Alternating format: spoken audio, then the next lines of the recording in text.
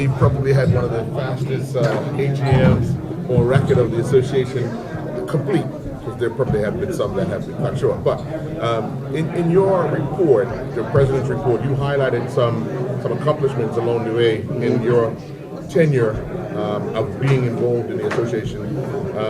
Can you just elaborate a little more on some of those points that you highlighted for the clubs and how important it is for strategic planning?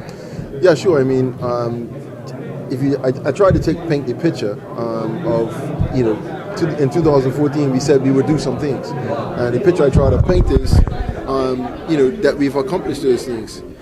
The strategic planning is so important because it gives, for me, it gives a committee, it gives an executive a roadmap, a plan that they can follow, and then also adjust if need be, right? So just imagine that we said in 2014 we'd have a coach licensing policy.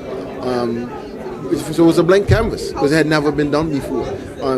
For us to bring that to fruition, as I said, it was a year late, but for us to bring that to fruition was fantastic, and to see the impact on the field of play. And that for me is always going to be the important thing. I always say that the players are the stars of the show, and for us to now be able to provide them with instruction, quality instruction, and qualified instruction is fantastic. For us to say in 2014 that we wanted to advance to the final rounds of competition in our region, and for us to do that at under 20, and then of course to do that at the senior level, again, a fantastic achievement. But it was not done happenstance, and it wasn't done by mistake. It was all a plan, and some of those actions in that plan we completed. We talked about having a well-structured technical department to make sure that we get to that point. We also talked about having a long-term player development program, having that put in place. We talked about dabbling into sports science and sports psychology, and now to have a sports psychologist on staff that helps all of our players. So those things are so important for us to talk about improving, telling our story. We talked about that in 2014. Here we are 5 years later, and we have a very good social media presence, and we have Facebook presence.